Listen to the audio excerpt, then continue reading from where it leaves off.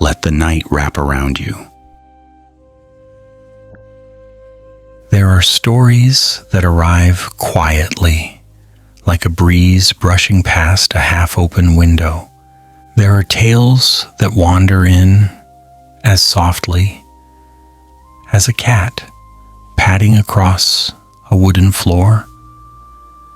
And then there are histories that settle beside you so gently you barely notice them at all until they've already lulled you into a peaceful drift. Tonight we let one of those histories rest beside us. The ancient Indus Valley Civilization, a world that once stirred with life but now whispers only in soft echoes. We move slowly, breathing evenly, letting each detail come floating in like a feather that forgot where it came from. There is no rush here, no urgency, only the calm hum of a story stretching itself out, ready to accompany you gently toward sleep.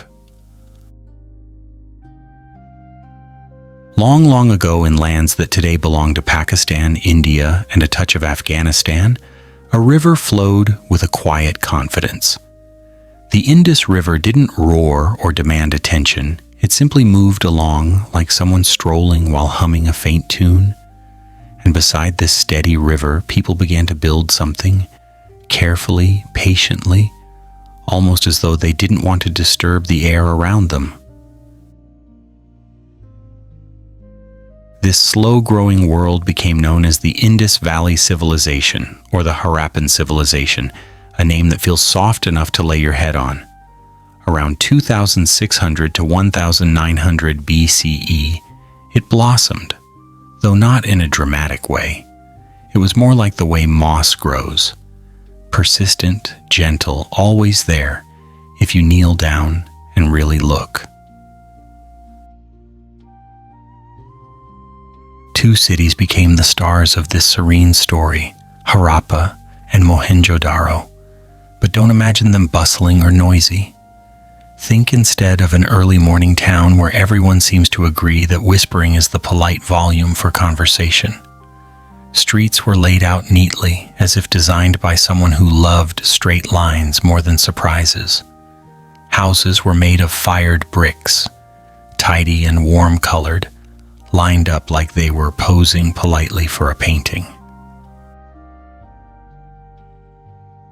The most remarkable thing about Mohenjo-daro was its drainage system, so well organized, so thoughtful, that even modern cities might blush a little if they stood beside it. Imagine water flowing through channels, following its gentle path, unbothered, unhurried. Even wastewater seemed to have a better sense of direction back then than many of us do on a Monday morning. The people of Harappa were not dramatic architects of grand monuments. They preferred practical, comfortable spaces. Storage rooms, small workshops, homes arranged with a kind of quiet logic, all suggesting people who simply wanted things to work smoothly so they could get on with their day. If they left behind any grand proclamation, it was probably something very sensible like, "Let's keep things clean and organized, shall we?" They even developed their own script, carefully carved symbols, orderly and mysterious. To this day, nobody has been able to decipher them. Perhaps the script is shy. Perhaps it simply enjoys being unread. Or perhaps it's the ancient equivalent of someone scribbling notes only they could understand, never expecting curious humans thousands of years later to squint at them and whisper, "What does this mean?" In any case, the script remains a peaceful puzzle, asleep under the dust of ages. As centuries passed, the civilization gently faded, not with destruction or catastrophe, but with the quietness of a campfire burning down to its final glowing ember. Environmental shifts, river changes, and slow migrations nudged people to move elsewhere. And just like that, the humming towns grew silent.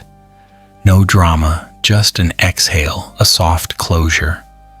Today, Harappa, and Mohenjo-daro rest under the sun, dignified and patient. Their bricks may be chipped, but they still sit in tidy rows, as if waiting for someone to say, "You did well? You may rest now." And they do rest, year after year, century after century, pleasantly half awake, half asleep, carrying memories in the most unbothered way possible.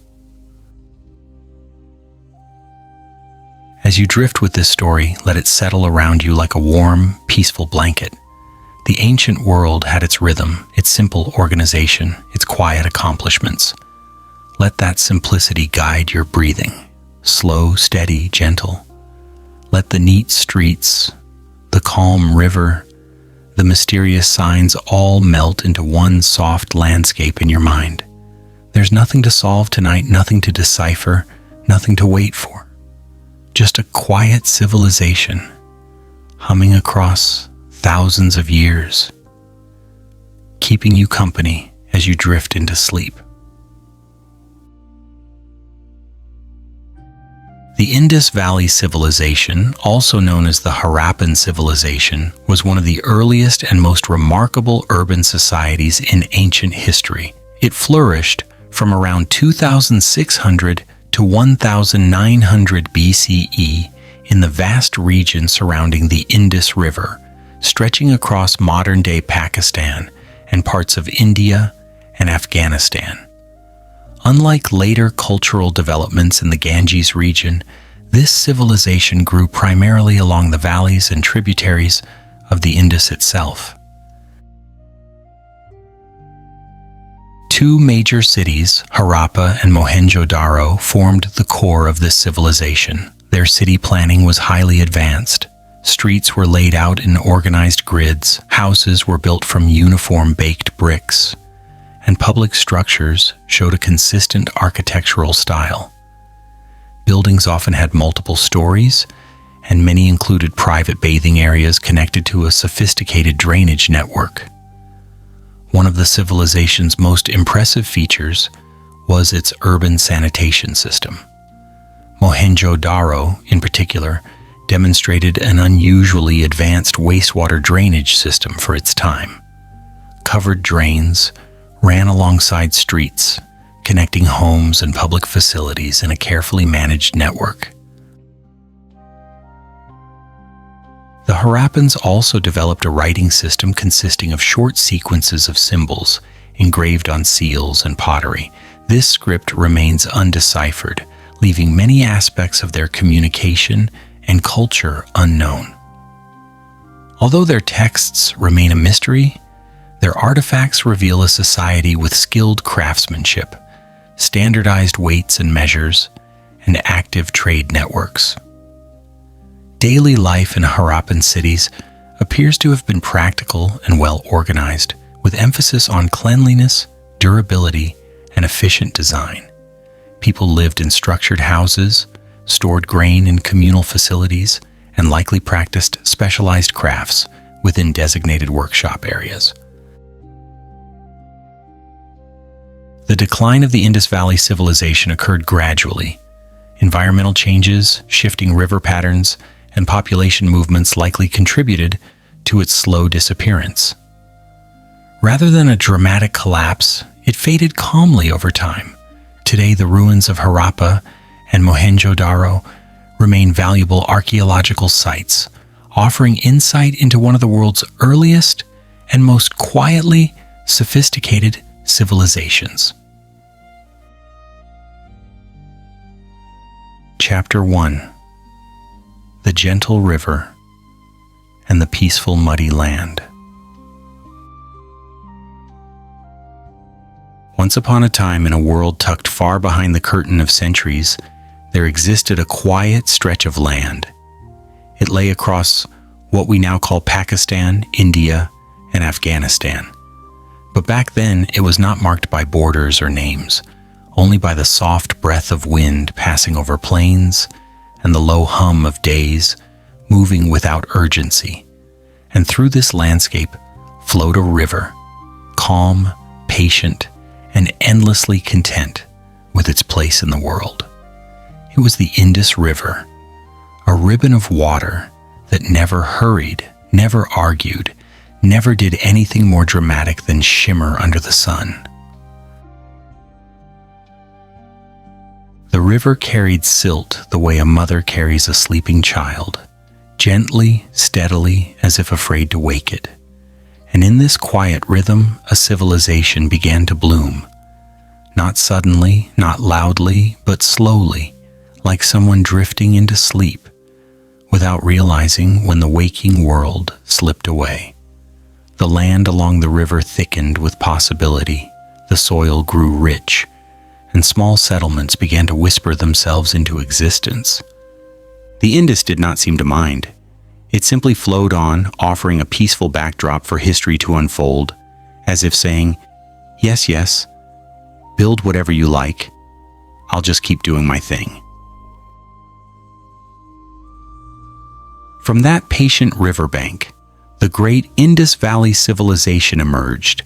If history books described civilizations as personalities, this one would be the quiet friend who organizes drawers for fun and always remembers to put lids back on jars. Nothing flamboyant, nothing chaotic, just calm, organized, and beautifully composed, like a soft melody played on a wooden flute somewhere far away. Cities began rising, not in a fierce, towering way, but in a steady pattern, carefully planned as though someone had drawn them while sipping tea. The two most well-known cities, Harappa and Mohenjo-daro, seemed designed by minds that adored neatness. Streets formed tidy grids. Houses were built with bricks so uniform you'd think they had attended a workshop on how to be the perfect rectangle. It was all wonderfully serene. Mohenjo-daro even boasted a drainage system so impressively modern that contemporary urban planners might look at it and whisper, oh no, they were good. Drains ran beneath streets, water flowed where it needed to flow, and the entire city behaved like it understood the importance of not making a mess. Even wastewater, for once in human history, knew how to quietly go where it belonged. Life in these ancient towns must have carried a gentle rhythm. People rose with the sun, tended to their tasks, shaped clay, wove cloth, built things, traded goods, and returned home at dusk when the air cooled and shadows stretched across the ground like sleepy cats. Everything suggests they liked harmony and order, not because someone forced them to, but because peacefulness suited them. They were, after all, children of a river that never raised its voice. The Harappans even created a script, carved elegantly into seals and pottery. It was a collection of symbols, each more intriguing than the last. But the script remains unreadable to this day, perhaps because it's shy, or maybe because after thousands of years, it simply refuses to explain itself. The symbols sit there quietly, like ancient doodles that pretend to hold deep secrets, but might just say something like, "Don't forget to feed the goat." No one knows. The script is keeping its mouth shut. And honestly, good for it. As time drifted onward, the civilization eventually began to fade. Not explosively, not tragically, just softly, like a lantern slowly dimming when the oil runs low. Environmental changes shifted rivers, people migrated, and the bustling calm of Harappa and Mohenjo-daro grew still. The cities did not collapse with a roar, they simply exhaled and settled into sleep. Today the ruins lie under the sun, quiet and patient. The bricks remain where they once stood, as if still respecting the original city plan. If you walk through them, there's a gentle sense that the civilization never truly left. It just became part of the landscape, drifting along like a thought you can almost remember but not quite grasp. And so the story of the Indus Valley Civilization begins with a humble river, peaceful mud, and a people who built quietly, lived contentedly, and faded gently, leaving behind a legacy of serenity that now floats softly through time. As night settles deeper, let us wander farther into the soft echoes of this ancient world, a world not shaped by thunder, but by patience. The Indus Valley people lived lives that seemed tuned to the tempo of gentle water. Their cities were not places of grand thrones or dramatic statues, but of simple courtyards, sturdy homes, and public baths that probably made every resident feel delightfully refreshed at least once a day. One of the most iconic structures in Mohenjo-daro is known today as the Great Bath. Imagine a large rectangular pool lined with baked bricks, meticulously sealed with natural tar to prevent leaks, and surrounded by small rooms. It was built with such care that even modern builders might squint at it suspiciously. Was it a spa? A community gathering place? An ancient version of a quiet retreat center? No one knows for sure, but whatever its purpose, it radiates a sense of calm practicality, as though the builders wanted to create a space where the water could relax just as much as the people. Homes in these cities followed a soothing uniformity. Many houses opened onto inner courtyards where breezes drifted lazily, offering relief on warm days. Staircases led to upper floors, suggesting that people enjoyed living not just beside one another, but also above one another in a friendly, vertical neighborhood. Rooms were arranged with thoughtful symmetry, and even storage areas appear to have been designed by someone who liked labeling things, even if labels hadn't been invented yet. Craftsmanship thrived too. Skilled artisans shaped delicate pottery, carved tiny figurines, and sealed their goods with beautifully engraved stamp seals. These seals often depicted animals: buffalo, elephants, rhinoceroses, and unicorn-like creatures that probably existed only in someone's imagination. These animals look calm, slightly bored, and wonderfully adorable, as if posing reluctantly for an ancient passport photo.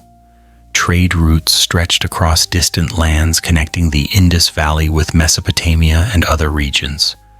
Boats drifted along rivers, carts rolled over dusty roads, and goods changed hands in quiet marketplaces. The Harappans traded beads, metals, cotton textiles, and other crafts, spreading their sense of gentle order far beyond the river that raised them. And yet, despite all this activity, there is no evidence of grand palaces or ruling elites. The absence of monumental temples or royal tombs suggests a society that valued balance more than hierarchy. They seemed uninterested in creating enormous stone reminders of power, choosing instead to shape small, useful things that fit comfortably in a hand. Their stability came not from rulers carved into stone, but from communities that functioned smoothly, like a well-tuned instrument quietly playing a steady melody. As centuries passed, the environment began to change. Rivers shifted their courses, rainfall patterns altered, and fertile lands grew more challenging to cultivate. The people who once lived by the comforting consistency of the Indus River slowly began to move away. They did not flee, they simply drifted elsewhere, following new opportunities the way birds follow warmer winds. When the civilization finally quieted, it did so the same way it had lived, gently, without upheaval. What remained sank gradually into the earth, waiting for curious hands to uncover it, thousands of years later.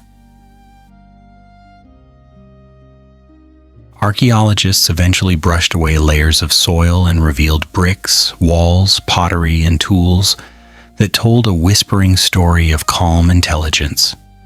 Every object discovered seemed to say, We lived simply, we lived peacefully, and we did our best to keep things tidy. Even today, standing among the ruins feels like stepping into a dream. The wind drifts through ancient alleyways, dust glows like gold in the sunlight, and silence wraps itself around you like warm linen. The world that once bustled softly along these streets may have dissolved long ago, but its serenity lingers, steady as the river that first welcomed it into existence. And so we leave the Indus Valley Civilization with the same softness it embraced throughout its life, a quiet farewell, a gentle closing of a chapter, like laying down a book when your eyes grow sleepy. The river still flows, the land still breathes, and somewhere beneath the soil, the ancient cities rest, unbothered, unhurried, and forever wrapped in peaceful slumber. Chapter 2: The Birth of a Civilization that Refused to Hurry. There are moments in the long, unhurried story of the world when something grand begins, not with a bang, not with fire, not with a dramatic wave of trumpets, but with a soft exhale. Around 2600 BCE, such a moment unfolded along the banks of the Indus River. If history had a slow-motion setting, this would be the perfect time to use it. The ancient Harappan civilization began its gentle blossoming, stretching itself across the valley inch by inch, yawn by yawn, as though waking from a long, comfortable nap. Nothing about its rise was rushed. It was a civilization that seemed to understand the secret art of taking one's time, of letting things grow steadily without fuss. If you could stand there thousands of years ago watching the small villages turn into towns and the towns turn into cities, you'd likely feel the same sensation you get when clouds drift lazily across the sky. Movement without urgency, progress without noise. People back then appeared to hold a deep affection for order, not the rigid, stressful kind, but the soft, satisfying kind that makes one feel at ease. They built their settlements the way someone tidies up their home before bedtime, with care, with patience, and with an eye for balance. Streets were placed deliberately, like lines softly drawn in sand. Houses stood shoulder to shoulder, calm and sturdy, neither boasting nor shrinking away. Everything fit together in a peaceful pattern that made sense to the heart as well as the mind. As the years passed, this sense of gentle organization grew stronger. Cities began to form grids, straight streets, right angles, predictable layouts.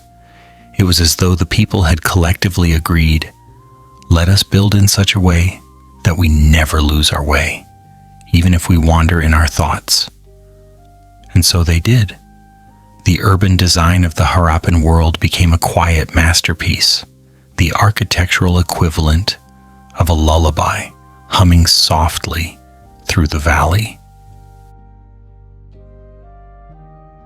What made this civilization so endearing, even across the span of millennia, was the way it seemed to prefer harmony over grandeur. While other ancient societies loved to shout about their achievements, pyramids here, palaces there, the Harappans whispered theirs. They didn't construct colossal monuments or towering statues. Instead, they created cities that functioned beautifully, like well-tuned instruments meant not for applause, but for everyday comfort. There was something almost cozy about the way they worked together. Imagine a group of people deciding to build an entire city, yet somehow managing to do so without arguing about where to put the bakery or whose cousin gets the corner workshop. Everything suggests a smoothness to their cooperation, like ripples spreading evenly when a pebble is dropped into still water. No chaos, no feverish rush, just a steady rhythm, as if the civilization itself breathed in time with the gentle pulse of the Indus River. At night, the valley might have glowed softly with lamplight, the air warm and unhurried. Perhaps you could hear distant voices drifting through the streets, the quiet chatter of families, the soft footsteps of someone returning home, the gentle clang of pottery cooling after a long day of firing. Even the tools left behind by archaeologists reflect this steadiness. Well-shaped, well-used, crafted with hands that knew patience intimately. This was not a civilization that sprinted. It strolled. It gave itself the luxury of time, and somehow, in that slow unfolding, it managed to become one of the most sophisticated, ancient societies the world has ever known. Their love for order extended inward as well. The Harappans seemed to arrange their lives with the same tenderness one might give to straightening pillows before lying down to rest. Food storage systems were organized carefully. Workshops showed thoughtful placement of tools. Even their mysterious script, still undeciphered today, has a neatness to it, a sense that each symbol was placed exactly where it wished to be, no more and no less. Everything the Harappans touched carried a quiet elegance, a kind of serenity that seems almost unusual for a civilization of such scale.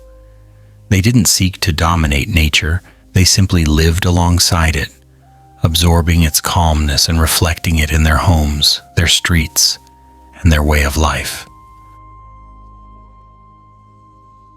In the end, their greatest achievement may not have been any physical structure at all, but their way of existing, softly, cohesively, peacefully. A civilization born not from ambition, but from rhythm.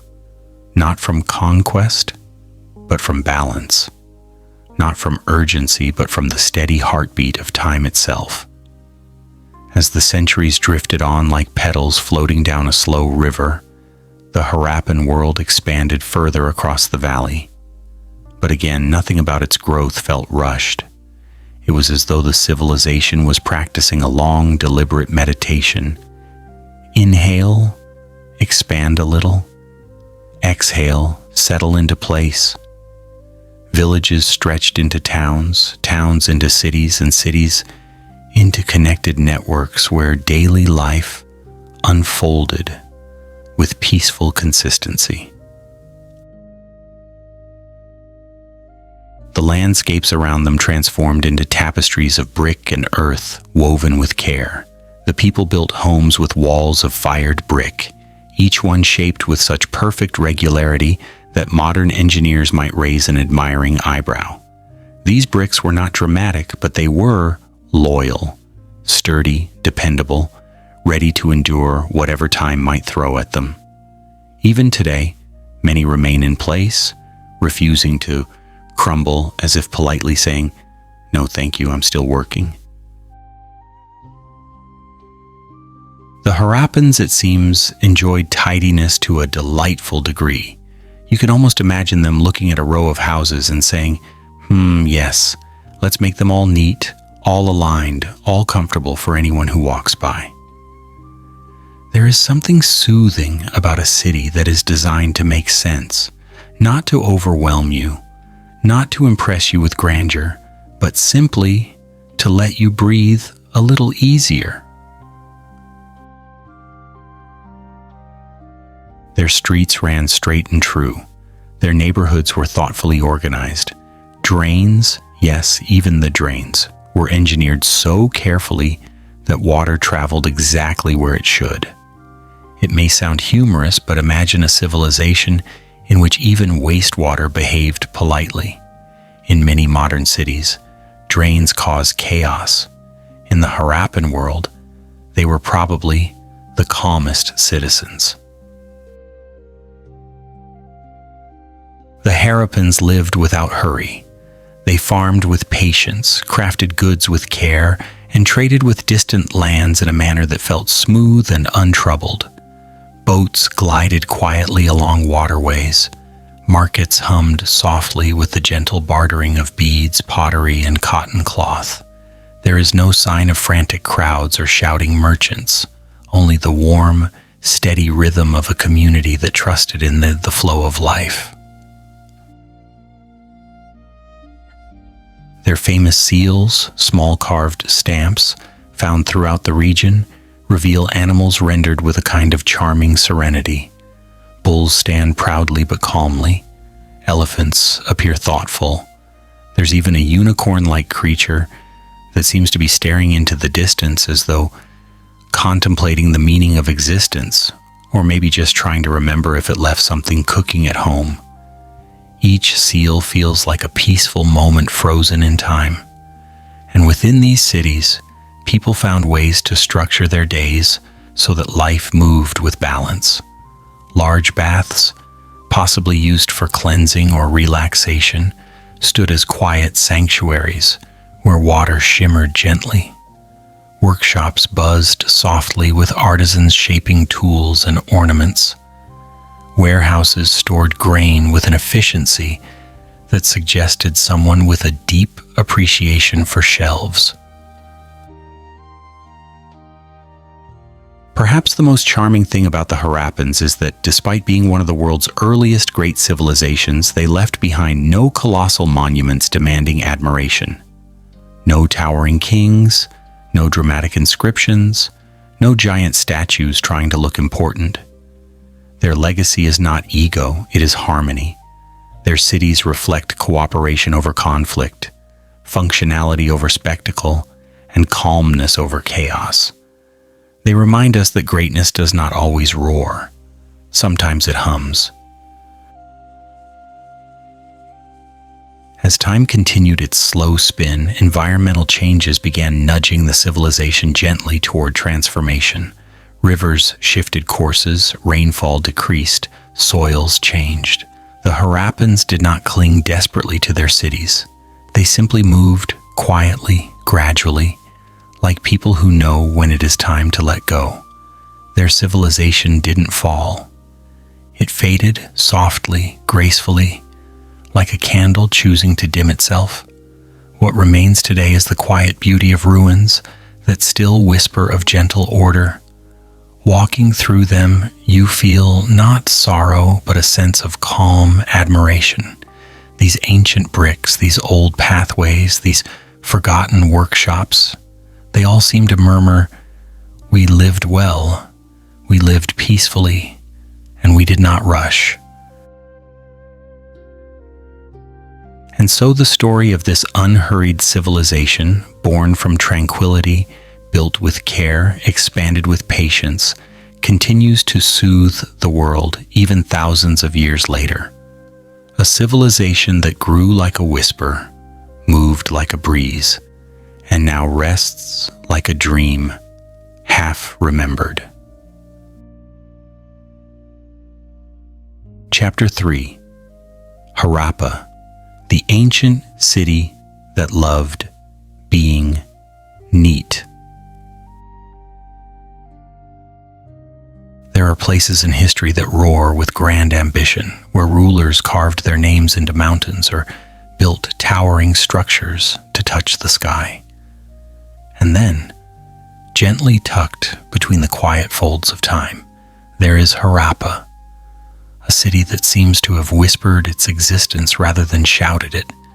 It lived not in grandeur, but in grace, not in thunder, but in thoughtful tidiness. And perhaps that is why its story feels as soft as a lullaby, drifting through an ancient evening. Harappa was one of the two major urban jewels of the Indus Valley Civilization. But unlike cities that burst into existence with noise and spectacle, Harappa emerged slowly, the way morning light spills over the earth. Calm, steady, intentional.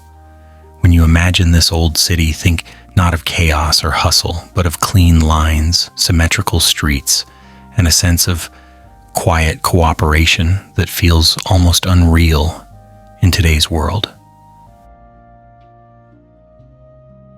The streets of Harappa were astonishingly straight, stretching out like gentle strokes drawn by a hand that appreciated balance more than boldness.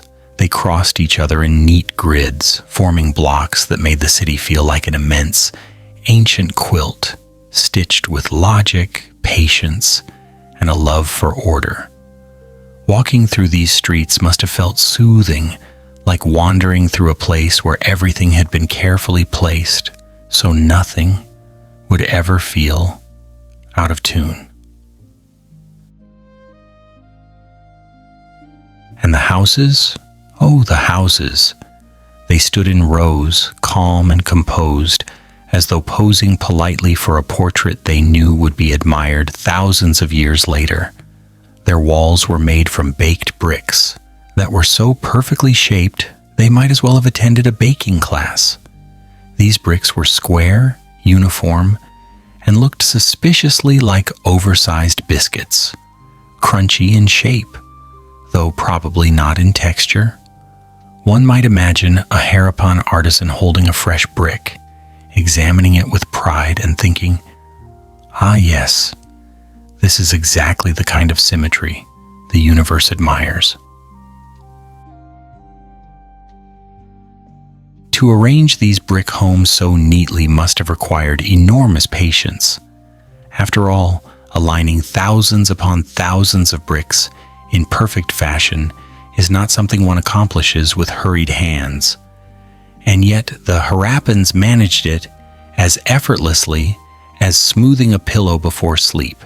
They built their homes with the same unhurried intention that one uses to prepare a room for rest, gently, mindfully, with a soft appreciation for comfort. Inside these homes, there were courtyards where breezes wandered freely and rooms arranged with quiet precision. Staircases led to upper levels, suggesting that people lived in layered spaces, both vertically and emotionally. Nothing about these homes screamed for attention. Instead, they whispered, "Stay, breathe. Feel the ease of living in a place where everything gently belongs." Harappa also had an impressive drainage system, something that may sound mundane at first, but when viewed through the lens of history becomes surprisingly charming. Imagine a civilization so fond of order that even its wastewater behaved politely, flowing through carefully crafted channels beneath the city. These drains were covered with brick slabs, placed with such consistency that one might think the builders found joy in making things line up just right. Even the water must have appreciated the clarity of such a path, gliding along without confusion, without splashing rebelliously, simply playing its part in the peaceful rhythm of Harappan life. Workshops and storage areas were arranged logically, as if designed by people who believed that clutter was simply unnecessary emotional stress. Tools were crafted with care. Pottery was shaped with soft curves that suggested hands steady enough to calm the very clay they touched.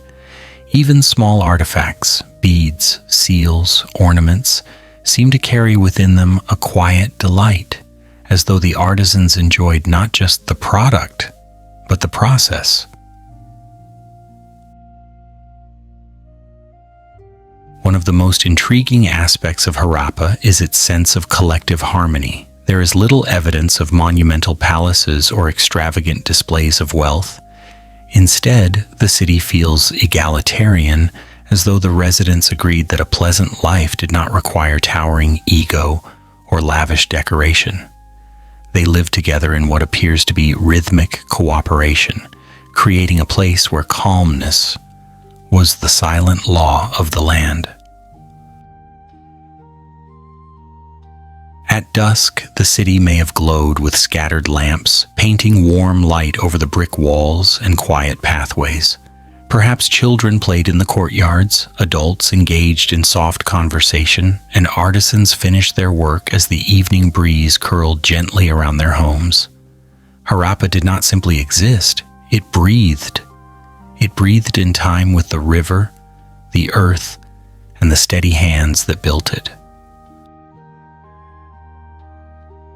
The beauty of Harappa lies not in dramatic achievements, but in gentle perfection. It is the charm of a city that never tried to impress, and yet impressed everyone who discovered it thousands of years later. Harappa was, in many ways, the ancient world's version of a beautifully organized drawer, unexpectedly soothing, subtly admirable, and full of small delights that invite a long, relaxed gaze. When we return to Harappa in imagination, it welcomes us like a soft, ancient friend, warm, unhurried, and secretly proud of its neatness. The more one explores the city, the more its quiet charm reveals itself, like a dream unfolding in gentle waves. One of the city's most remarkable features was its layout. The grid pattern was not created by accident. It was a mark of thoughtful planning. The designers of Harappa might have been ancient urban poets, people who expressed beauty not through verses but through alignment, space, and symmetry. They placed streets in deliberate order, giving the city a sense of flow that felt more like a melody than a map. Imagine strolling through those straight streets. The ground beneath your feet is warm with sun-kissed earth. The air hums softly with distant activity. Everywhere you look, the bricks form gentle patterns, horizontal lines, vertical lines, calm intersections. It is the kind of place where even someone with the worst sense of direction would feel strangely confident. The houses, too, carried this sense of deep thoughtfulness. Many were built around inner courtyards, creating pockets of open air where families could gather, talk, rest, or simply watch the sky stretch into its lazy evening colors. These courtyards must have been the heartbeats of Harappan life, quiet spaces full of soft conversations and drifting thoughts. What makes Harappa so soothing is not just its structure, but its spirit. The people who lived here seemed to carry a gentle appreciation for balance. They built things to last. They created spaces that encouraged calm. They shaped their world in a way that suggested they valued peace over noise, collaboration over ambition. Their baked bricks were marvels in themselves. Smooth, uniform, and shaped with precision, they hint at a deep cultural patience. Making bricks may sound simple, but achieving such consistency requires remarkable attention. Each brick had to be molded, dried, fired, and placed with intention. Doing this thousands upon thousands of times would test even the calmest of hearts, and yet the Harappans did it as though it were second nature. You can almost picture a Harappan worker holding a brick, examining its clean edges and smiling with gentle approval. Perhaps they joked lightly with one another about whose bricks were the straightest or whose homes would stand the longest. The work was slow, steady, and full of simple contentment. Inside the city, life moved with a soothing rhythm. Artisans crafted beads with tiny, careful hands. Potters shaped vessels that spiraled smoothly upward like rising thoughts. Traders sorted goods with patient precision, preparing them for journeys beyond the valley. No part of Harappan life feels hurried. Everything seems to move to the same soft tempo. Even the city's drainage system, often overlooked in grand tales of history, deserves praise. These channels carried water away efficiently, keeping the city clean long before sanitation became a formal science. It is strangely charming to imagine ancient engineers crouching beside a canal, nodding in satisfaction as water traveled exactly where it should. Harappa was not a city of noise or grand declarations. It was a city of gentle logic, a city that believed in the beauty of what worked well, a city that carried itself like a calm breath between moments.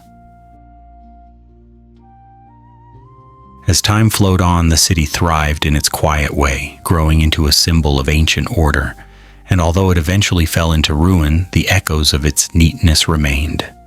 The bricks still sit in tidy arrangements.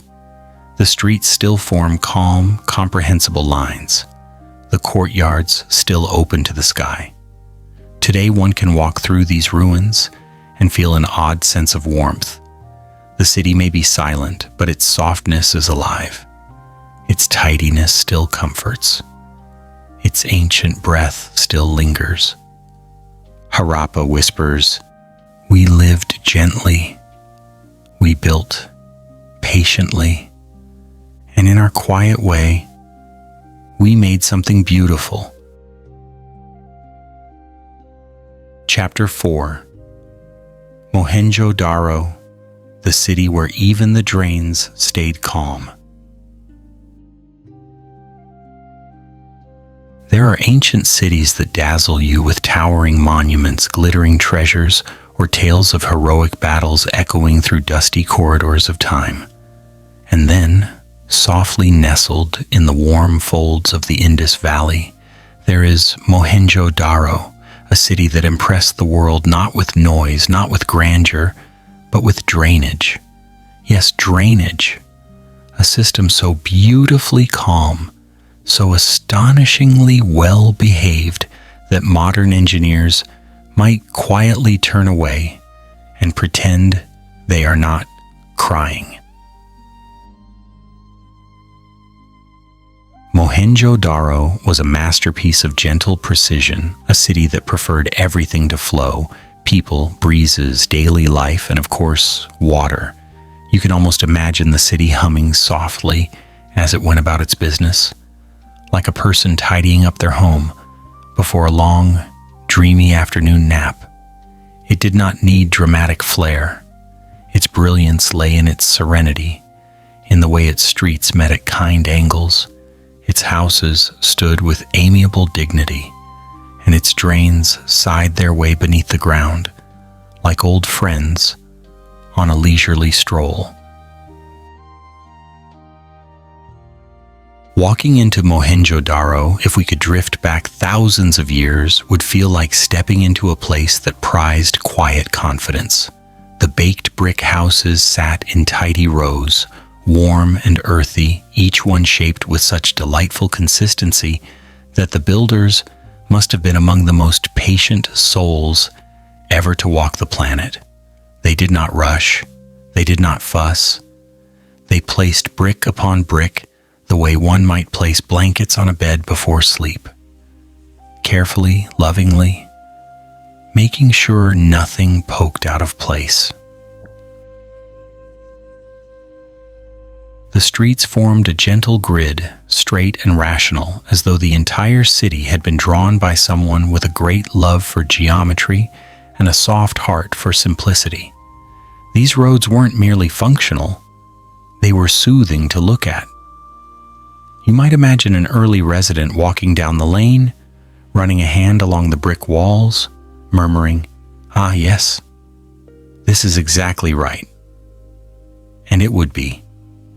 Everything in Mohenjo-daro felt exactly right, in the calmest way possible. But the star of the city, the element that sets it apart like a peaceful jewel among ancient civilizations, is without question the drainage system.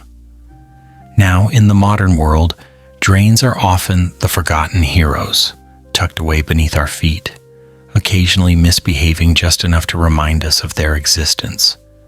But in Mohenjo-daro, the drains behaved like model citizens.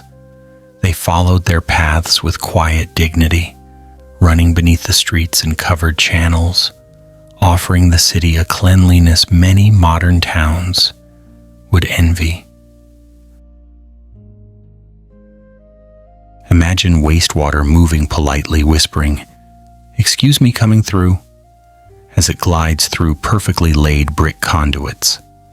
No splashing rebelliously onto the streets, no clogging in dramatic protest, just steady, predictable, almost meditative flow.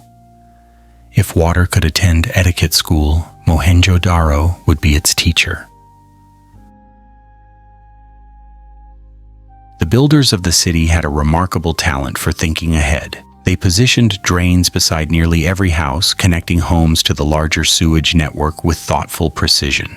Some houses even had private bathrooms, an incredible luxury for the time, and one that suggests the residents deeply valued cleanliness, comfort, and perhaps a few quiet moments alone where they could sit and ponder the meaning of life without interruption. But the drainage system wasn't the only marvel. The city featured an elevated citadel area where public structures stood, calm, sturdy, and timeless. Among them was a structure now known as the Great Bath. This ancient pool, lined with careful craftsmanship, seems to glow with quiet pride even today. You can almost picture shimmering water resting in it, reflecting the mild sunlight of an early morning, waiting for someone to step in and sigh with relaxation. Inside the residential areas, the homes followed the same gentle logic. Many had inner courtyards where breezes drifted lazily in, cooling the air and creating a cozy space for family gatherings or simple contemplation. Rooms unfolded around these courtyards with humble dignity, arranged in comforting patterns that seemed designed to lull the mind into calmness.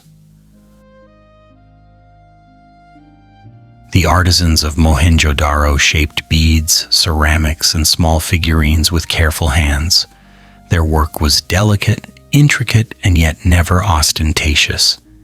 Each piece feels like a whisper from the past, soft, precise, and content to simply be beautiful without shouting for attention. Some of the carved seals found in the city depict serene animals, perhaps ones that wandered through the imagination of the craftsman. These animals look as if they are posing politely, slightly amused to be immortalized in tiny squares of stone. Life in Mohenjo-daro likely followed a steady rhythm. People moved through their days with the same gentle flow as the water beneath their feet. Farmers tended their crops, traders bartered goods, artisans shaped their creations, and families gathered to share meals in the warm glow of simple lamps. Nothing here suggests chaos. Nothing suggests disorder. The city feels like a song sung softly, each note placed where it belongs, every melody drifting peacefully into the next. As you imagine standing within the heart of Mohenjo-daro, the air around you still carries the quiet intelligence of the people who lived here. The bricks, the streets, the drains, the tools, they all whisper of a civilization that mastered the art of living without hurry, without clutter, without the need to announce its greatness. Mohenjo-daro did not demand attention. It simply earned admiration, gently, gracefully, and with a touch of humor that seems to wink through time. Mohenjo-daro, a civilization of soft order and quiet genius. To truly appreciate Mohenjo-daro, one must slow down, much like the city itself did. This was not a place designed for haste. It was a city that inhaled deeply, exhaled softly, and invited its residents to live in harmony with a steady, peaceful rhythm. The more you imagine its daily life, the more soothing the city becomes, like a soft blanket draped across the shoulders of time. If we drift deeper into its streets, we find a city separated into well-defined zones, the citadel area above and the lower town below. but neither area feels strict or imposing. Both seem connected by a shared philosophy of calm functionality. The citadel was not a throne for rulers shouting orders.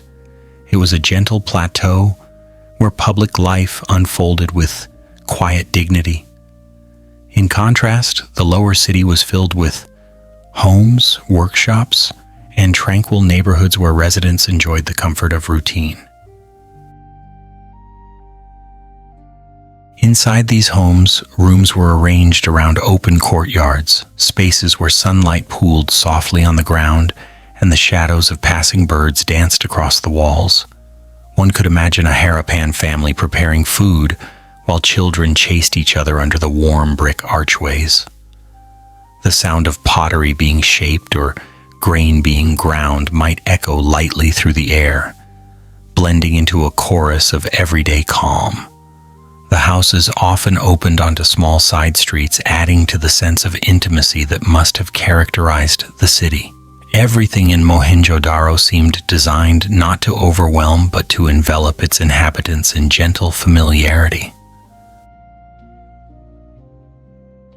The marketplace likely buzzed with life, but not the kind of loud, chaotic buzz seen in many ancient or modern cities. Instead, think of a soft hum, a warm murmur of friendly exchange. Traders might offer beads of brilliant colors, each bead crafted with care and polished to a fine glow. Others might display pottery shaped into elegant curves, bowls that could cradle meals with motherly tenderness. The people of Mohenjo-daro were skilled in metallurgy, pottery, bead making, and weaving.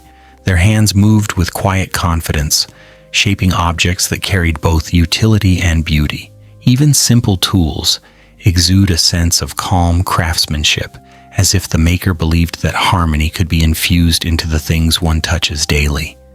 And yet, for all its wondrous creations, the city's sense of sanitation remains its most iconic feature. The drainage system extended everywhere, linking homes, public baths, and even the smallest workshops. Some drains had inspection holes, a charmingly practical detail that shows how much the Harappans valued maintenance. After all, even the calmest drain occasionally needs a checkup.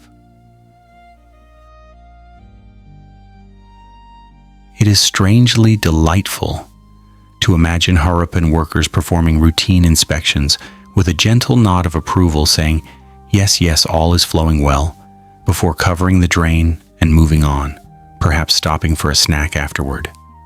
There was a wisdom in their design, a softness, a practicality that seems to hum through every brick. Their methods suggest that they understood the importance of a clean, flowing city, not for prestige, not for power, but because a tidy environment makes life quieter, smoother, and pleasantly predictable. Even in its decline, Mohenjo-daro did not fall with violence or collapse. Instead, it faded gradually, like a candle quietly choosing to dim after giving light for many long nights. Environmental changes pressed upon the city, the river shifted, resources dwindled, and so the people gently dispersed.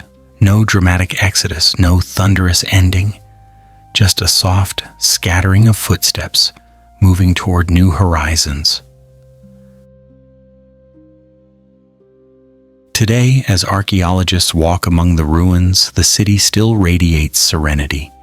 The walls remain warm in the sunlight, the streets still form their gentle grid, the great bath still holds the memory of shimmering water, and the drainage channels, those unforgettable drains, continue to whisper their stories of calm, ancient genius.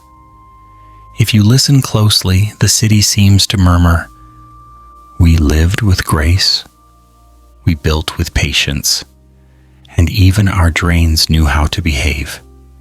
And perhaps that is the essence of Mohenjo-daro, a place where life was lived thoughtfully, peacefully, with a quiet intelligence that feels soothing even across 4,000 years.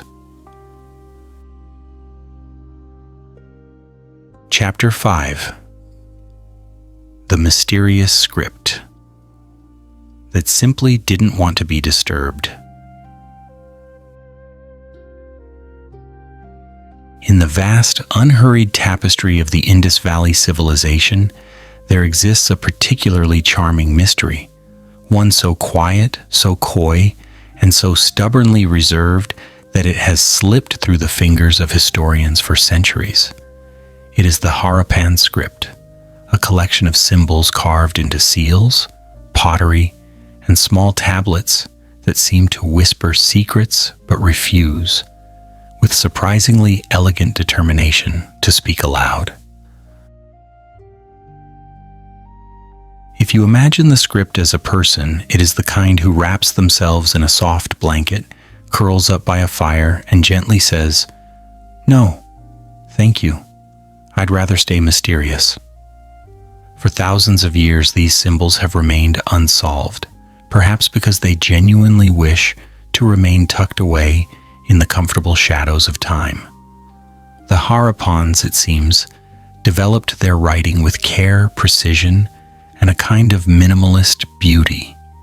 Each symbol appears thoughtful, as though the writer paused before carving, considering not only meaning but aesthetic harmony. The marks are neither cluttered nor chaotic. Instead, they stand neatly arranged, like notes on a soft melody that only the ancient world understood. Some symbols resemble animals, others seem geometric, and some look like they might represent objects, though that is simply modern speculation. Scholars have squinted at these symbols for decades, tilting their heads left and right, hoping a fresh angle might reveal a hidden clue. But the script, delightful and sleepy as it is, has politely declined to cooperate. It is almost humorous to imagine rows of historians leaning over ancient seals, while the carved symbols stare back silently, as if yawning, stretching a little and whispering, "Shh, let us rest. We've been through enough already." The Harappan script appears on countless artifacts, small, tidy seals made of steatite, smooth tablets, pottery fragments, and even tools. Each inscription is short, concise, like a gentle remark made in passing. There are no long paragraphs, no dramatic statements, no sweeping epics etched in stone. Instead, the script behaves like a minimalist poet who enjoys saying just enough and never more.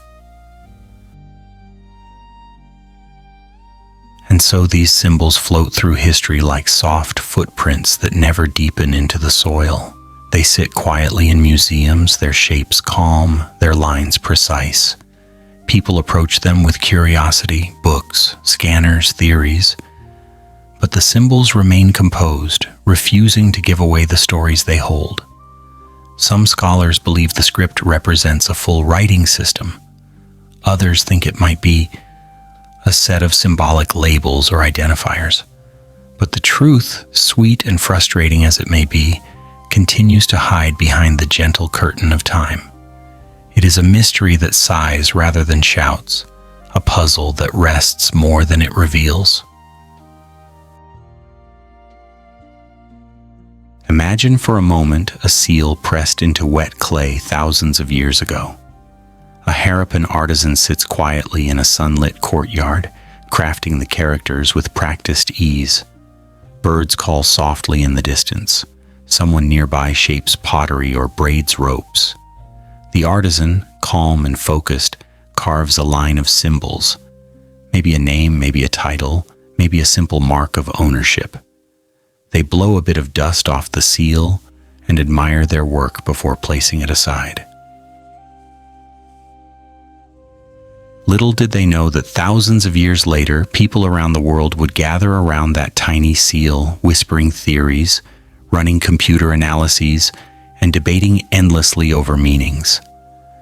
Little did they know their quiet mark would become a global riddle, a mystery wrapped in ancient calmness. And perhaps, just perhaps, the script enjoys this, Perhaps it stretches, sinks deeper into its ancient slumber and thinks, "Ah, how delightful, all these people fussing over me. Yet still I remain unread."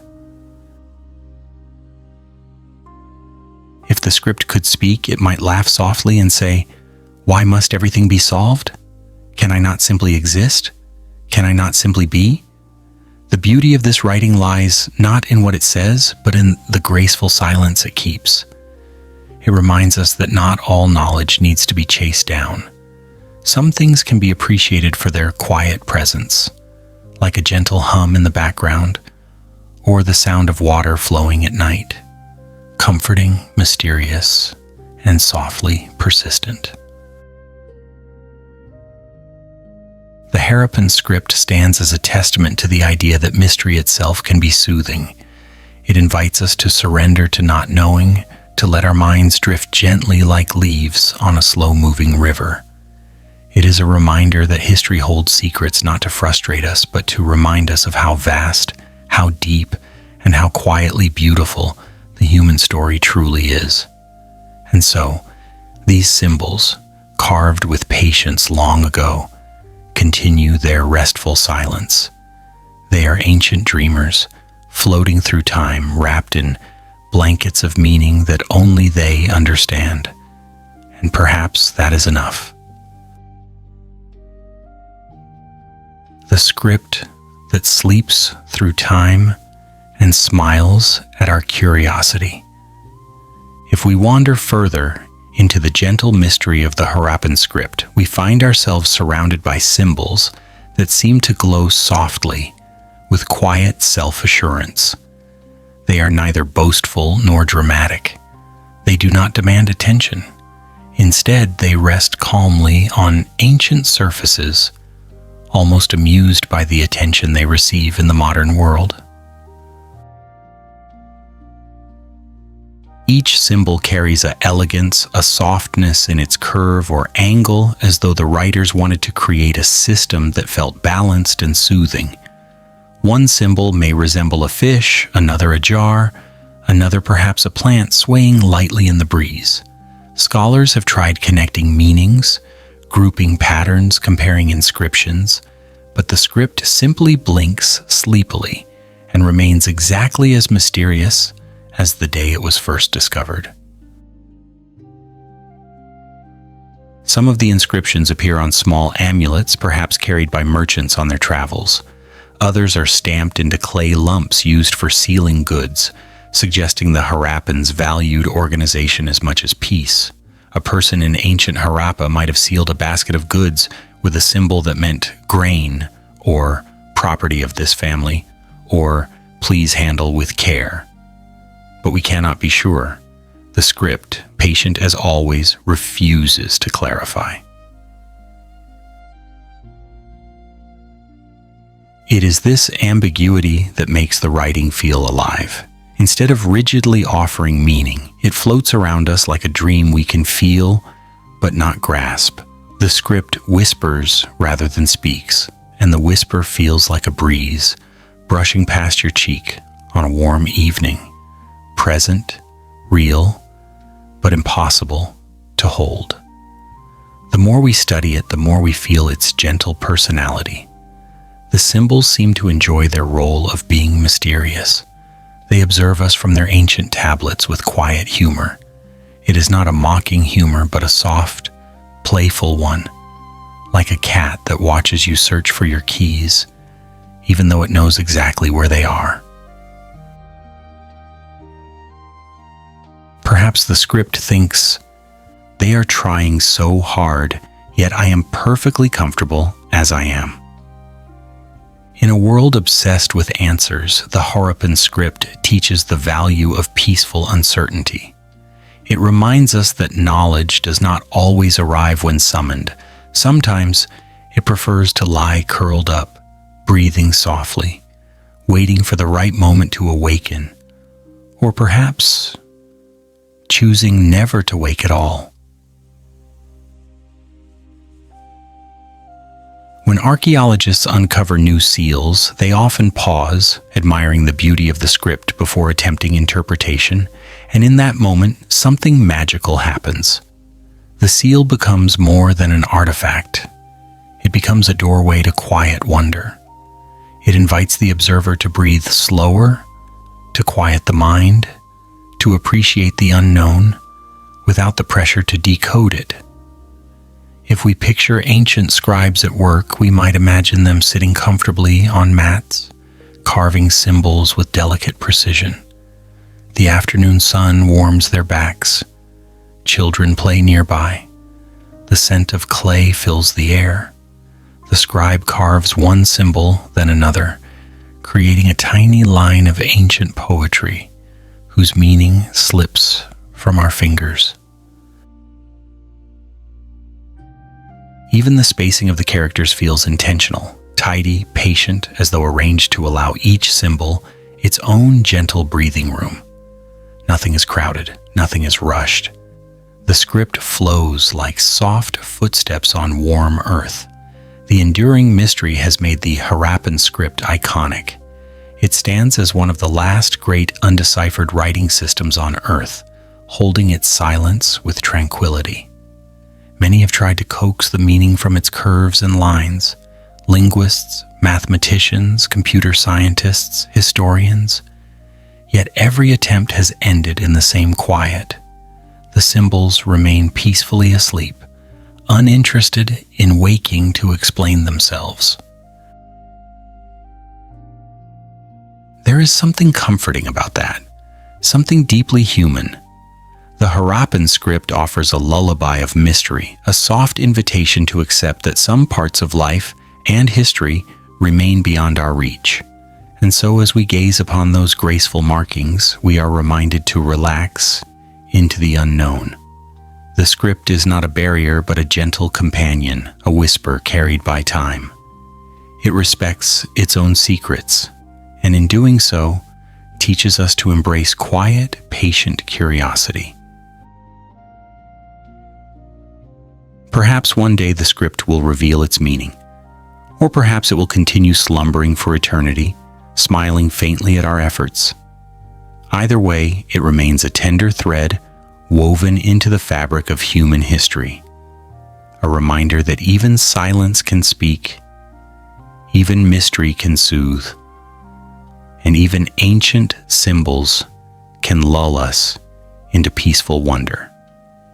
For now, the script sleeps on, wrapped in the warm embrace of thousands of years, whispering through time. Let me rest, let me dream. My story is my own, top of form. Chapter 6: The Peaceful Daily Lives of the Ancient Harappans. If you close your eyes for a moment and let the noise of the modern world drift far, far away, you might begin to feel the rhythm of an ancient place, a place where life moved gently like a river gliding under soft morning light. In the Harappan world, serenity was not a luxury. It was simply the natural way of living. Their days unfolded with the kind of calm intention that makes the heart loosen and the breath lengthen, as though the entire civilization understood the value of peaceful organization long before anyone invented the word minimalism. The Harappans lived in homes built from baked bricks, warm, sturdy, and shaped with the kind of precision that hints at patient hands. These bricks were arranged so neatly, so evenly, that walking through a Harappan neighborhood would feel a bit like wandering through a very ancient, very quiet magazine spread titled "How to Organize Your City for a Stress-Free Life." The houses did not shout for attention. They rested in place with the soft humility of things designed for comfort rather than display. Inside these brick homes, rooms stretched around courtyards where breezes wandered lazily, The sunlight pooled gently in the center, casting soft rectangles of gold on the floor. Families would gather there, perhaps to prepare meals, perhaps to rest under the shade, perhaps simply to watch leaves tremble in the warm air. Life did not rush in Harappa. It breathed, and that breathing gave shape to a lifestyle that felt balanced, steady, and deeply human. Their cities were planned with thoughtful precision. Streets formed tidy grids, lanes maneuvered around clusters of houses with the kind of logic that makes even a sleepy traveler think, "Ah, yes, I understand where I am." The Harappans seemed determined to create cities that never confused their residents, as though they believed that clarity on the outside encouraged clarity on the inside too. Some homes had staircases that led up to second stories, a feature that must have felt gently thrilling at the time. To climb upward in one's own home to look down at the courtyard from above must have given residents a feeling of spaciousness and quiet pride. And yet there was nothing flashy about it. Even their two-story buildings whispered rather than flaunted their height. Storage rooms filled with grain hint at a society that valued preparedness.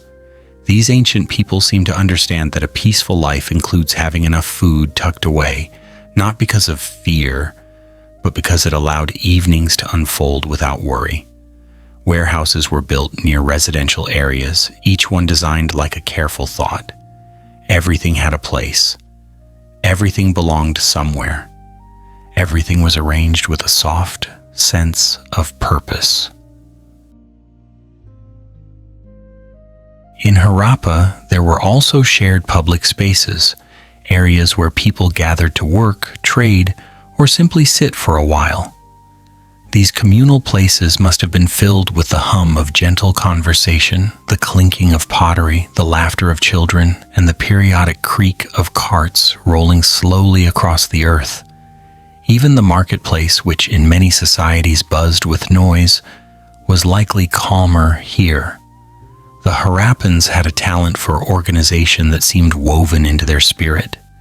Even bartering for goods may have happened in a neatly structured fashion, with traders placing their items in tidy rows, each row a quiet invitation. Craftsmen worked with patience that felt almost meditative. Potters spun clay with a steady rhythm that made the spinning wheel seem like a companion rather than a tool. Bead makers shaped tiny ornaments. With such careful hands, they could probably thread raindrops if they tried. Every finished item carried a softness, a sense that it was made in a place where no one rushed, no one shouted, no one pushed time forward too quickly. And then there was the water system, pipes, drains, and channels arranged with soothing precision. The Harappans believed in cleanliness not as a chore, but as a form of peace. Imagine washing your hands in a home centuries old, the water slipping away through a perfectly placed drain, disappearing into a system designed long before anyone knew what urban sanitation meant. It was simple, functional, and elegant in its quiet way. When evening settled over Harappa, the city must have glowed softly with lamplight. Families probably gathered for meals, the smell of warm grains and spices drifting into the night air. Children drifted toward sleep, while adults shared gentle conversations. Somewhere in the dark, a dog barked once, and then thought better of it, settling down again.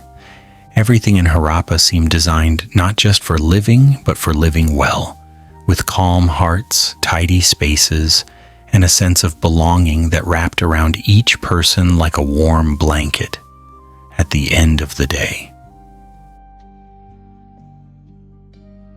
A gentle order that allowed peace to flourish. As we continue to drift through the soft rhythms of Harappan life, it becomes clear that the people of this civilization shaped their world with an almost poetic sense of order. Their cities were not monuments to power or ego, but to balance. To walk through Harappa, whether thousands of years ago or through the ruins today, is to feel the gentle heartbeat of a community that valued harmony in every detail. Public wells dotted the city, offering clean water to all who needed it. These wells were shared spaces, likely surrounded each morning by neighbors greeting one another with slow smiles and quiet warmth. Perhaps someone would lower a clay jar, hear the soft splash far below, and feel grateful for the simple miracle of fresh water. In Harappa, even water seemed to behave calmly, content to rise and fall through the day without drama. There were workshops where goods were shaped with hands that understood both patience and purpose. Metalworkers hammered copper with a rhythm that might remind one of distant lullabies. Stone carvers shaped seals with symbols that felt like gentle strokes of thought, small mysteries carved by steady fingers. These artisans did not just produce objects, they infused them with the peaceful cadence of their world. Some Harappans were merchants, traveling gentle routes connecting their cities to faraway lands. Their packs filled with beads, pottery, and cloth. They set out not in conquest, but in exchange. One can imagine them moving along dusty roads, nodding politely to travelers heading the opposite direction. Trade, for them, was not about wealth alone. It was about connection, about weaving their quiet presence into the wider tapestry of early human civilization. Inside the homes, the layout reflected a deep understanding of comfort. Rooms were arranged so that heat and light moved naturally, making life smoother and rest easier. Courtyards allowed families to gather in open air while remaining sheltered from noise and chaos. Kitchens were simple but functional, creating a space where meals emerged from calm cooperation rather than frantic preparation.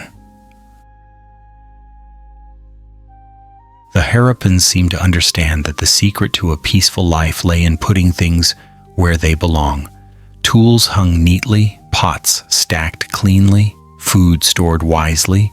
Even animals, goats, cattle, maybe a few stubborn donkeys, likely found themselves guided by gentle routines. Everything in Harappa suggested a community that knew the emotional beauty of order. Children played in narrow lanes, their laughter echoing lightly between brick walls. Their games were probably simple, involving stones, sticks, or small handmade toys. They ran, they tripped, they argued for a moment, then forgot the argument entirely and returned to play. Childhood in Harappa must have been a warm and steady thing, shaped by safety and the comfort of community. Adults moved through their responsibilities with quiet competence. Farmers worked the fertile lands beyond the city walls, coaxing grains from the soil with patience. Women tended to household crafts, creating textiles or shaping food with hands softened by years of gentle labor. Elders watched over everything with slow smiles, enjoying their place in the warm flow of Harappan life. And when night settled, the city transformed into a cradle of silence. Lamps flickered behind clay walls, wells rested, streets exhaled the last warmth of the day. A soft breeze wandered through the courtyards. Even the animals seemed to sleep more deeply, in a place designed with such peaceful intention. The Harappans remind us that a well-organized life is not about strict rules or rigid schedules. It is about creating a world where the heart can settle, where the mind can quiet, where every evening feels like a gentle landing. Their civilization thrived not because they raced through history, but because they moved with steady grace. And so, across thousands of years, Harappa continues to whisper, "Live simply, live calmly, let everything have its place, and let your life flow gently, the way ours once did." Chapter 7. When the River Changed Its Mind. There are moments in history when endings arrive not with thunder, not with fire, not with the echo of marching armies, but with something far gentler, like a slow exhale disappearing into the evening air. The story of the Indus Valley Civilization, especially in its later days, is one such moment. It is not a tale of destruction or tragedy. Rather, it is a soft unwinding, a gentle drifting apart, like the way shadows lengthen at dusk, or the way a quiet dream fades when morning light touches the eyelids. For centuries, the Harappans lived in cities that hummed with peaceful purpose, streets laid out with perfect logic, drains that flowed dutifully, houses built from patient hands and tidy bricks. Life followed a calm rhythm, steady as a heartbeat. And yet, even the most peaceful rhythms can be interrupted, not violently, but subtly, the way a river shifts its course over years of slow persuasion.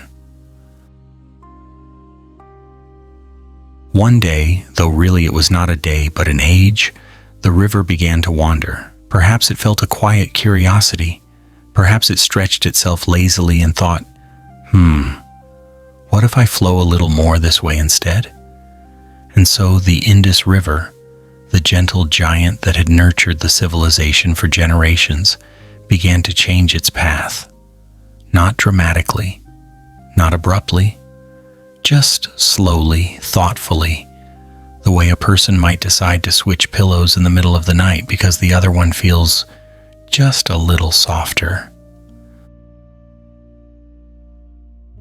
This change, innocent as it might seem, whispered across the valley. The land that had once been lush and abundant shifted in personality. Water, the quiet caretaker of the Harappan world, no longer behaved as it had for centuries. Fields felt the dryness creeping in like a polite but unwelcome guest. Reservoirs no longer filled with the same certainty. Farmers noticed the soil losing its familiar softness beneath their feet. But still, there was no panic, no rushing. The Harappans were not people who scattered in fear or reacted with dramatic flair. They met change the same way they lived, calmly, thoughtfully, with a soft acceptance of the world's gentle unpredictability. In certain regions, rainfall patterns began to shift. Monsoons became less dependable. Seasons stretched or shrank in ways that felt just slightly off rhythm. Nature was changing its melody, slowly rewriting the song the civilization had danced to for so long. Imagine the Harappans waking each morning, stepping out into the warm air, noticing that things felt just a touch different. Not worse, just different. Perhaps the breeze carried a new dryness. Perhaps the familiar pathways to water now required a few more steps. Perhaps the great river that once roared with soft generosity now murmured more quietly, as though tired from holding its course for thousands of years. And so the people adjusted. They always adjusted. They shifted their farmland, changed their daily routines, built new wells, and made gentle efforts to hold on to their timeless balance. But the land continued its transformation, moving with the slow persistence of time itself. Migration began, not as a chaotic wave, but as a quiet drift. Families packed their belongings, pots, tools, beads, woven cloths, and whispered to their neighbors of new lands to the east or south. There were no hurried departures, no running, no frantic choices, just soft, thoughtful decisions. They moved the way cats relocate their sleeping spot, slowly, silently, finding somewhere that feels a little more comfortable. Some Harappans moved closer to the Ganges plain, where water promised a new chance for peaceful living. Others traveled into nearby valleys, and some stayed until the very last moment, watching their beloved cities sink into deeper stillness. As the centuries passed, the once bustling urban centers grew quieter. Workshops no longer rang with the rhythm of crafting. Marketplaces lost their cheerful murmur. Courtyards, once filled with warm conversation, now gathered dust instead of footsteps. And yet, even in abandonment, the cities did not crumble with violence. They simply rested. The bricks, still aligned in their neat rows, seemed to sigh with the memories of lives once lived between them. The drains, faithful friends to the city for so many years, sat peacefully, perhaps enjoying the first long nap of their existence. Everything felt suspended, as though the civilization had decided it was time to retreat into a well-deserved slumber. This gentle ending is what makes the story of the Indus Valley Civilization so soothing, so tender, so unique. It did not fall, it drifted. It did not shatter, it softened. It did not explode into history with a dramatic finale. Instead, it whispered, bowed gracefully, and stepped quietly off stage. And if you listen closely, even now, you can almost hear the soft rustle of those ancient footsteps fading into the distance, carried away by the same breeze that once cooled the city's courtyards. A quiet farewell to a gentle civilization. To wander through the final chapters of the Harappan story is to walk through a dream as it gently dissolves. Nothing is rushed, nothing is forced. The civilization seems to close its eyes the way a tired traveler settles into bed after a long, peaceful journey. Slowly, comfortably, with a sense of quiet acceptance. As environments continued shifting, the Harappans embraced adaptability the way they embraced everything else, with grace. Their steady migration was not the desperate kind, but rather a thoughtful reorientation. The same way one might reposition a blanket at night to find the warmest fold. And there is something almost poetic in that. They did not cling stubbornly to the past. They did not rebuild in panic or fight against the natural world's changes. They simply listened to the land, really listened, and followed where it gently nudged them. Some cities emptied faster than others. Harappa and Mohenjo-daro, once bustling with calm activity, gradually grew quieter, like theaters after all the performers have gone home. The wide streets, still beautifully aligned, lay undisturbed. The walls of brick houses, baked in ancient kilns, stood like patient guardians watching over silence. Even the famous Great Bath of Mohenjo-daro must have felt the change. Perhaps its water dried slowly, like the final sigh of a pool that had offered comfort for generations. Perhaps the sunlight touched its empty floor with a softness reserved for farewells. Its bricks, still neatly arranged, seemed to hold memories like a deep, quiet heartbeat. The storage granaries, once filled with the soft rustle of grains, stood empty but not forlorn. They felt like rooms waiting for a guest who would not return, but still grateful for the years of purpose they once knew. The seals carved with mysterious scripts, the beads shaped with tender hands, the pottery smoothed into graceful curves, all remained scattered across abandoned homes, each artifact whispering a story of life lived with gentle discipline and quiet joy. When the Harappans dispersed, they carried with them not just tools and traditions, but an entire philosophy of living, one centered on balance, calmness, and thoughtful design. Their way of life did not vanish. It drifted into new places, weaving itself subtly into future cultures like a soft thread of ancient wisdom. Eventually, nature reclaimed the cities. Dust settled over rooftops, sand swept across streets, wind wandered through open doorways, humming a lullaby that only the ruins could hear. But even in decay, the cities did not lose their composure. They aged with dignity, like books whose pages yellow but whose stories remain eternal. Today, when archaeologists step into these ancient spaces, the cities greet them with a quiet welcome. The bricks still lie in place as though proud of their long service. The streets still form orderly grids, as if waiting for footsteps that will never return. The cisterns, baths, drains, and wells seem content to finally rest. There is a softness in their silence, a peace, a sense that the civilization, though gone, still breathes somewhere in the warm dust and gentle wind. And perhaps this is the most beautiful part of the Harappan story. It teaches us that not all endings must be loud. Not all declines must be tragic. Sometimes a chapter can close the way a flower folds at dusk, naturally, effortlessly, with a sigh rather than a scream. The Indus Valley Civilization stepped away from history the same way it entered it, softly. It rose without shouting and faded without falling.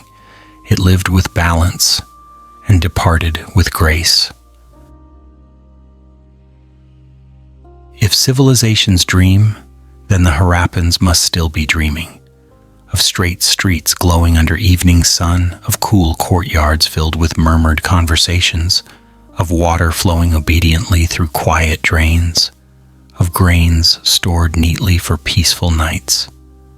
Their story lingers, not in the grandeur of survival, but in the tenderness of how they let go. And as the winds whisper across the ruins today, it is almost as though the civilization itself speaks through time, offering one last, gentle message. We lived well. We loved order. We embraced peace. And when the world changed, we simply moved, like a river finding a new path, like a dream settling into sleep. Chapter 8. The gentle imprint that remains after thousands of years. If you wander through the quiet deserts and warm plains of South Asia today, you might stumble upon something extraordinary. Not extraordinary in the loud, dramatic way that stories often pretend history must be, but extraordinary in the softest, calmest sense imaginable. You might find yourself standing in front of the ancient ruins of Harappa or Mohenjo-daro, cities that once hummed with gentle life and now rest under the open sky with a serenity that feels almost sacred. The bricks are still there. The streets, though weathered, still stretch in thoughtful lines. The walls, though broken, still hold the quiet dignity of a civilization that understood how to live without hurry. These ruins do not demand attention. They invite it, the way a warm lamp invites you to sit beside it on a cold night. They are patient, composed, and deeply, profoundly peaceful. As you step between the remnants of these ancient homes, you may feel as though time itself has slowed down, allowing you to breathe a little deeper. The air seems softer here. The wind moves carefully, as if it respects the ancient bricks that have endured thousands of years of sunrises and sunsets. Even your own footsteps feel quieter, as though the earth beneath you is cushioning each step, whispering, "Yes, slowly now." Harappa and Mohenjo-daro are not ruins that overwhelm you with towering monuments. They do not shout of kings or battles or conquests. Instead, they speak in whispers and sighs, in the subtle language of patience. The stones seem to say, greatness does not always roar. Sometimes it rests. Perhaps that is why these cities have remained so captivating. They have survived not through force, but through poise. Their bricks, carefully crafted long ago, lie in rows that still remember the touch of the hands that shaped them. Their streets trace the footsteps of people who once lived simple, harmonious lives. You can almost imagine them. Families sweeping courtyards, artisans carving seals, merchants arranging beads, going about their days with calm purpose. Now the cities are quiet but not empty. They hold stories the way a seashell holds echoes. They cradle the memory of a civilization that lived gently, organized their world with thoughtful care, and faded without struggle. And the ruins seem content in their stillness. They do not yearn for restoration or bustle. They simply are, and being seems to be enough. There is a certain soft humor in how neatly everything remains. You might look at the old drainage systems, those famously well-behaved drains, and wonder if even now, after thousands of years, the water would still know exactly where to go. It would be just like the Harappans to leave behind infrastructure that continues to make sense long after they themselves have moved on. Walking through Mohenjo-daro, you will find the outlines of homes with tidy rooms arranged around open courtyards. You might stand beside the remnants of the Great Bath, imagining the cool water shimmering in the sunlight of another age. You might trace your fingers along the edges of bricks that have survived the rise and fall of empires, the drift of sands, and the slow, unhurried work of time. And yet, nothing about these ruins feels sad. Instead, they feel deeply restful. They feel like an old friend, reclining peacefully under the sky, content with the journey they have already traveled. Visitors often describe an unexplainable calm that settles over them in these places. Perhaps it is the symmetry of the city planning. Perhaps it is the warmth of the ancient brick, or perhaps it is the knowledge that this civilization lived and faded without drama, no violent collapse, no tragic ending, simply a soft transition like a lantern dimming at the end of a gentle evening. The ruins remind us that not all endings are meant to break the heart. Some are meant to soothe it. And maybe that is the quiet power of Harappa and Mohenjo-daro. They challenge the idea that greatness must be loud. They challenge the idea that history is a sequence of battles. They show us that a civilization can be remarkable simply by being organized, peaceful, thoughtful, and kind to itself. It is as though the cities whisper, "You can do great things quietly. You can build meaning without noise. You can leave a legacy simply by living well." And they whisper this not with urgency, but with the calm patience of ruins that have waited thousands of years for someone to hear them. As the sun sets over the ancient bricks, The shadows stretch across the ground like gentle blankets. The warm orange light touches the walls with affection. And you feel, just for a moment, that the ancient world is still breathing here, somewhere between the cracks in the earth and the softness of the wind. A legacy that speaks softly through time. If you stay a while longer among the ancient remains, you might begin to sense the quiet conversation happening between the ruins and the sky. It is not a conversation of words, but one of presence, of being. The cities seem to say, "We are still here. We are not in a hurry.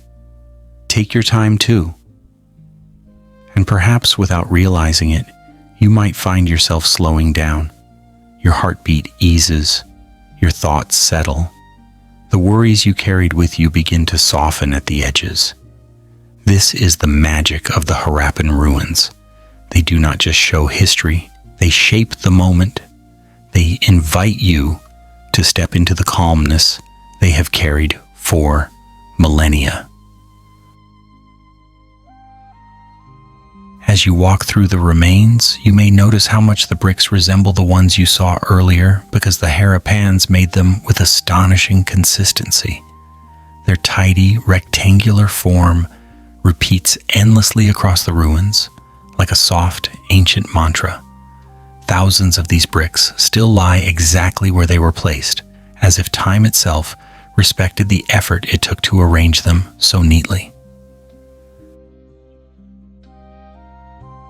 In many places, low walls trace the layout of homes, some with 2 rooms, some with 4, some with staircases leading upward into imagined upper floors that once welcomed evening breezes. These walls do not rise high anymore, but their presence is unmistakable. They outline the rhythm of life, the gentle hum of days once lived in their embrace. You might step into the remains of a kitchen area, noticing the platforms where pots were once placed. You might stand in a courtyard where families surely gathered to talk, to laugh, to share meals. And though the people are gone, the space still holds the softness of their routines. In the distance, you may see the remnants of the granaries, large, carefully designed storage areas that once protected the grains of a thriving community. They stand like old guardians, quietly proud of the roles they played. Even now, their strong foundations seem to murmur, "We kept the people fed. We kept the nights peaceful." And then there are the seals, small, intricately carved objects that bear the famous mysterious script. These symbols, still unread, still unknown, still beautifully shy, add another layer of gentle intrigue. They are like soft whispers, drifting across ages, refusing to reveal everything, refusing to be rushed. It is easy to imagine the ancient artisans who carved them. You might picture a craftsman sitting in the shade of a warm afternoon, leaning over a piece of stone with quiet focus. Perhaps they hummed to themselves. Perhaps they paused occasionally to watch the sunlight dancing across the courtyard. Perhaps they smiled at their own work, unaware that their creation would one day fascinate scholars and dreamers around the world. Even the drainage systems seem to glow with pride. The channels that once carried water through the city still outline their pathways beneath the soil. Some sections remain intact, stubbornly refusing to crumble, as if to say, "We worked well. We did our job, and we remember." Mohenjo-daro's Great Bath also rests with a gentle dignity. Its brick-lined pool, though empty now, seems to shimmer with echoes of ancient water. You can almost sense the tranquility that once filled it, the quiet conversations, the coolness of the water, the soft footsteps along its edges. Visitors often describe a strange feeling when they leave these ruins, a feeling of having stepped into a world that still breathes, even in silence. They carry with them the sense of calmness, organization, and kindness that the civilization embodied. And truly, that is the legacy of Harappa and Mohenjo-daro. Not power, not conquest, not loud declarations, but calmness, balance, thoughtfulness, gentle genius, a reminder that greatness can be quiet. The ruins stand today with the patience of mountains. They wait, unbothered by time, for the next traveler to wander through their dusty aisles. And when someone arrives, the ruins offer the same soft message they have whispered for thousands of years. Greatness does not always require noise.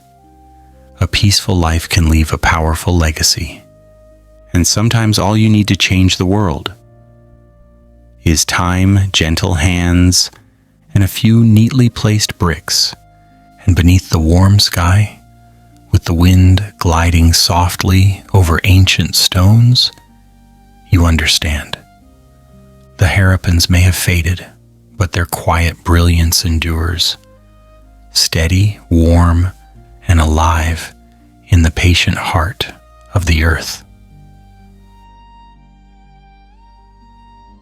A soft and sacred summary of a glorious past. There are stories in human history that glow quietly beneath the dust of time, stories that rise not with the thunder of conquest, but with the shimmering grace of endurance. When we look back upon the ancient civilizations of the world, those early dreamers who shaped cities from earth and hope, we discover something both humble and heroic. Their achievements may now lie in ruins, but their spirit remains warm and steady, like a lantern still glowing after 1,000 years. Among these civilizations, the Indus Valley stands out in a particularly gentle way. It did not roar through history with empires or armies. Instead, it moved like a calm river, carving its path with patience. Harappa and Mohenjo-daro, the two great cities, were not built for spectacle, but for life itself, for families, for peace, for the soft rhythm of daily existence. And somehow, in that simplicity, they created something quietly magnificent. The people of this ancient land crafted their world with thoughtfulness. They shaped bricks so perfectly one might think they measured them against the stars. They laid out streets in straight, calming lines, as though determined to help every traveler find their way without ever raising their voice. Their drainage systems flowed with such serene intelligence that even the water, it seems, behaved politely.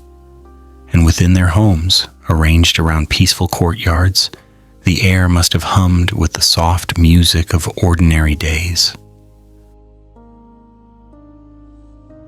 Yet beyond the organization, beyond the architecture, there was something deeper, something almost sacred in the way they lived. Their existence radiated a devotion to harmony, a quiet reverence for order and balance. In their calm, steady hands, daily life became a gentle ritual, a way of honoring the world around them.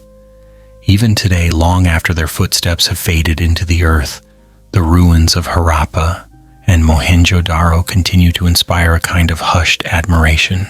Visitors walk through the ancient streets and feel a strange and beautiful stillness settle over them. The bricks seem to whisper, in a voice worn smooth by wind and time, "We were here. We lived well. We built with care." And it is in this whisper that their sacred legacy lies, not in temples or monuments, but in the simple, unwavering grace of a civilization that valued peaceful living. The people of the Indus Valley left behind a history woven not with swords, but with patience, not with suffering, but with structure, not with noise, but with meaning. Their memory feels both humble and holy, as though touched by a gentle light that refuses to fade. Generations after generations have looked back on them with a quiet sense of awe, honoring their spirit not through rituals alone, but through admiration for their ingenuity, their balance, their calm wisdom. Their story is a reminder that sacredness can live in everyday things, in a well-built home, in a street that leads you true, in water that knows its path. It can exist in the soft determination of people who choose to build rather than destroy, to organize rather than conquer, to live in harmony rather than chase power. And perhaps that is why their legacy continues to rest gently upon the world. It does not shout for attention. It simply waits, patient as ever, for anyone willing to slow down and listen. The ruins remind us that greatness does not always arrive with fanfare. Sometimes it comes exactly as the Harappans lived, quietly, gracefully, with bricks placed neatly in rows by hands that understood the beauty of calm intention. So tonight, as you drift through this story, allow the ancient world to settle softly around you. Let the quiet courage of early civilization soothe your thoughts. Let the calm order of their cities bring ease to your breathing. Let the gentle wisdom of the past wrap around you like a soft, familiar blanket. And when sleep finally arrives, slowly, kindly, the way history often moves, may it carry with it the peaceful echo of those who lived long before us, reminding you that stillness can be powerful and gentleness can be glorious. Good night, dreamer. May your rest be calm, your heart be light, and your dreams flow as peacefully as the ancient river itself.